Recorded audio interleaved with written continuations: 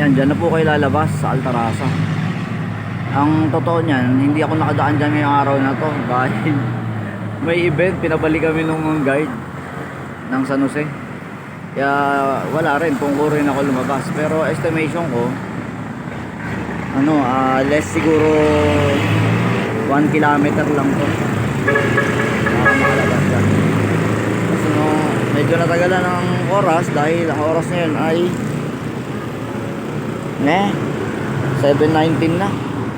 Kaya ako minsan ayoko nang dumaan sa tungko dahil hindi nagkabigayan yung kotse ngayon doon. Naipit ako kami sa traffic. Hindi magkasagian yung Fortuner sa Toyota Vios na puti.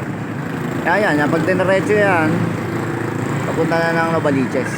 At yung sa likod nga natin, papunta ng Tungkong Mangga. Mas mabilis siguro para sa akin yan eh. Ewan ko lang sa ibang araw. Try ko uli sa ibang araw.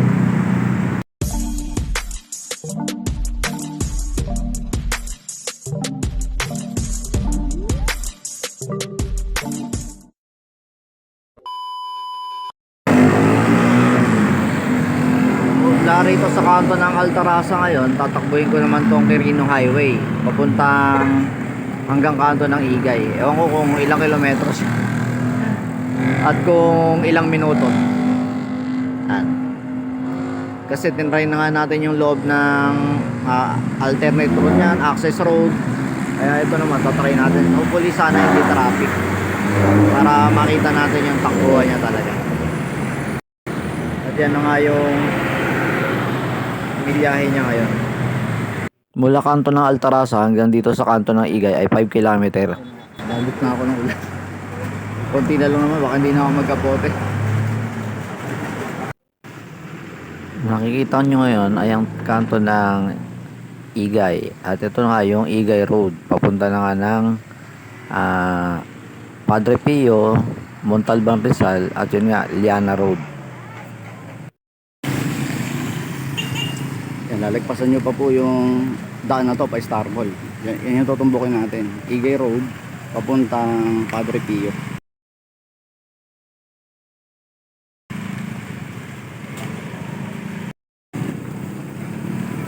Yan po, kung tutumbukin nyo yan pa Skyline. Pero diretso pa po tayo doon. Tagawin lang pa Padre Pio. Siguro yung unang kanto ron, paglagpas dito sa pa Skyline, doon na tayo kakanan para tutumbukin na natin yung pa Altarasa at STI. Yan. Ang landmark po na makikita nyo, ayan, yung may tindahan dito. Tas yan, may sabi nating antena ba yan o poste na kulay asul, tas dilaw na gawi doon. Yan, dyan na tayo kakanan papuntang Altarasa STI. Mas mabilis po ang daan dyan, lalo na ngayon. Parating na yung Kapaskuhan nga, yung 23, 24, mga mata-traffic na yan. Saka yung December 30, saka 31. Pag dyan kayo kumanan, halos wala akong dumadaan dyan. Tagos na kayo ng STI, may iwasan na natin talaga yung Star Mall, yung Robes,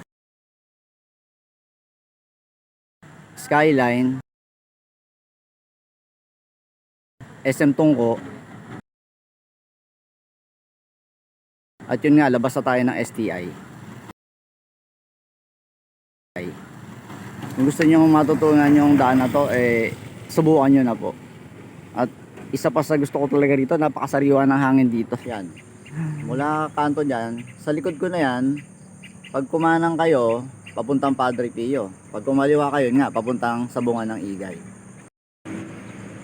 Kaya ito, tatahakin na natin yan. Ito na yung daan. Ayan, palatandaan yan. Yung may pulang halaman na yan. Dire-diretsuhin nyo lang yan. At sa gawing dulo nyan, kanan kayo. Tagos na yan ng Altarasa, Colinas Verdes. Yun nga, Walter Mart, saka yung STI. Yan. Napakasarap dumaan dito. Ayan, napaka-green ng paligid. Yung hangin, sariwang sariwa. Kaya dito na ako halos madalas dumadaan ngayon. Kaya sa mga naghahanap ng alternate route, lalo na't nalalapit yung 23, 24, saka 30, 31 ngayon December, ito ho, para sa akin the best to. Lalagpasan nyo na rito yung Star Mall, Robes, at ang tawag ito, Tungko, yun nga, labas na kayo ng STI. You are now leaving Barangay Santo Cristo. Ito nga palang kahabaan ng kalsada na to. Tinanong ko kanina, ang tawag daw pala sa kanya ay Liana Road. Ayan, makikita nyo, napakamapuno, presko ang hangin, ganyan. Kaya masarap dumaan dito talaga. Napakasarap dumaan talaga dito. Bukod sa mga ilang sasakyan lang ang nakakaalam, napakasariwa ko talaga ng hangin dito. Sarap dito dumaan dahil baluwag. Ilan pa lang ang nakakaalam ng daan na to. Kung di pa tinuro sa akin ng asawa ko to, hindi ko malalaman to. Liana Road, Barangay Santo Cristo. Wala kasi tayong sabihin natin Insta360, pero yan, pagtsagaan natin yung cellphone. Ayan, diretso lang ho kayo dyan. Tapos, yan, makikita nyo tong kahabaang pader na to. Lalagpasan nyo po yan. Yan. Yan, kita nyo halos walang katao-tao, walang sakyan. Mga ilan talaga nakakaalam. Diba? Kaya ganun ho, pagka dito kayo dumaan, magulat kayo. Halos kayo lang ang dumadaan. Dahil iilan lang talaga siguro pa ang nakakaalam ng daan na to. So yung mamang pumasok dyan, saktong may tao dyan, nakausap ko, ang pangalan daw talaga nito ay Liana Road. Hanggang dun sa pinanggalingan natin. At ito daw, pangalan niyang papasukin natin, yung kakaliwa tayo dyan, Lagunita Road. Pag kumana naman ho kayo dyan, yan na, kanto na ng Paradise Farm. Isa sa maraming lumalabas sa sasakyan na dyan. So sa mga tuwid, pagdating nyo rito sa boundary ng Liana Road, kaliwa tayo dyan sa Lagunita Road. Tapos pagdating nga natin do sa bandang unahan na nyan, kakanan na tayo papuntang Altarasa, Tungko. Yan. Pag dumiretso po kayo dyan pa Bria Subdivision, kaya dyan kakanan tayo dyan papunta na ng Tungko at Altarasa, STI, Shell, Toyota, may bentahan ng kotse ng Toyota. Kaya ganon, medyo mabagal lang tayo ngayon dahil nagbi-video shots, pero na-compute ko naman na to, isasama ko na lang sa video vlog kung ilang minutes kung dito kayo dadaan. Wala naman halos diferensya, ang kagandahan lang tuloy-tuloy halos ang takbo mo rito dahil yun nga, ilan pa lang ang nakakaalam ng kalsadang ito. Dagdag ko lang, no, nung galing nga pala kami ng Padre Pio ng asawa ko, diyan kami lumabas. Tagawi dyan, medyo malayo ang daan dito, pero at least may tagos na dyan papuntang Padre Pio kung dito kayo manggagaling sa Tungkunga. Kanan na lang kayo dito, papunta na rin ang Padre Pio yan. At doon nga ho tayo nang galing kanina. Pag dumiretso kayo dyan kaliwa, papunta na nga ng Igay Road, Liana Road. Tapos ayun nga, pagka kumanan kayo, Bria Subdivision. Pero doon nga tayo pupunta. Yan, diretso lang tayo, pag kumanan tayo patungko. Ayan po. Ayan, pag dumiretso tayo dyan, Altarasa, STI, Walter Mark. At yun nga, ayun yung signage. Fairview Novaliches, Quirino Highway. At pag kumanan nga kayo rito, patungko. Pero hindi na tayo kakanan dyan. Ito nga yung tinatarget natin, papuntang STI, para mas mabilis tayo nakakarating sa STI. Maiwasan na natin yung mga traffic, lalo na nga nung 23, itong darating na 23, 24, 30, saka 31 ng December. Siguro makakatulong tong daan na to para hindi tayo matraffic. Kumbaga iwas na tayo sa karamihan na hindi mga nakakaalam nito.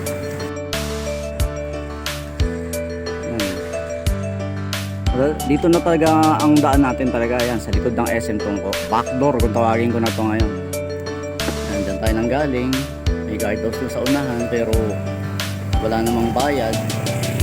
Siguro sa ngayon wala pa tong bayad, pero sa future baka magkaroon na rin to ng bayad kasi sa convenience sa mga dumadaan dito. Kasi iwas ka na nga naman ng traffic dito sa hinaharap. Dahil maulan ngayon, walang nagja-jogging. Alam niyo na, maulan pero kung hindi maulan, ayun na nga pala STI oh. Tinutumbok natin yung STI. Tapos kaliwa na tayo dyan, Novaliches. Pag kumanang kayo, pa SM Tungko. Ayan, maulan ngayon. Araw ng Miyerkules. Ayan, kita nyo, napakaganda talaga rito mag-jogging. Kaya lang, alam niyo na, maulan, walang nagja-jogging. At ito yung mga natatanaw natin puno pag nasa Tungko tayo. Malalaking puno na akasya na yan. Ngayon, nandito tayo nga sa backdoor. Dito tayo dumadaan na madalas kasi bukod sa healthy dumaan dito, fresh ang hangin, wala kang ka-traffic. Ayan, tuloy-tuloy ang flow ng mga sasakyan. Ganda talaga rito. Sarap dumaan dito. Araw-araw dito na ako dumadaan pag papuntang Novaliches. Kaya sa mga galing ng Sapampalay, galing ng Pigte, ito, kanan kayo ng Igay, tumpukin nyo yung Liana Road, tapos ulitin ko na lang, Lagunto ba yan? Road o Lagunti, something, nakalimutan ko na. Kanina ko lang kasi nalaman yung daan na yon. Ayun, tumpukin nyo lang to, at yan, magiginhawahan kayo dumaan dito. Sa ngayon, free pa ang pagdaan dito, hindi pa naniningil yung guard. Ewan lang natin sa future kung maniningil na yung guardia. Kaya yun, kahit maulan, binidyo shots na natin para matapos na tong project natin na to. So, yan na nga. Ayun na yung Walter Mart, likod ng STI Tungko, STI Bulacan, something. Yan. Dito na matatapos yung video shots natin dito tungkol sa backdoor o access road, alternate road na maaaring nating daanan ngayong kapasuhan. Yan, napakaluwag ng daan. Kaliwa na po tayo dyan, Novaliches. Salamat po sa inyong pagbisita. Mula kanto ng Towerville hanggang Igay Road ay pumalo ng 7 minutes. At mula Liana Road hanggang STI ay pumalo ng 11 minutes. Batay sa milyahe ng Honda Beat ko, pagka dito tayo dumaan sa Igay, Liana Road, Altarasa, backdoor nga, ay aabot ng 9 kilometer. Pero maginhawa naman po. Pero pagka sa Quirino Highway, 5 kilometer lang po. Yun po yung pagkakaiba niya. Ayun naman po ay kung gusto niyo lang makaiwas sa mga nagbabadyang traffic, lalo na sa holiday season na parating.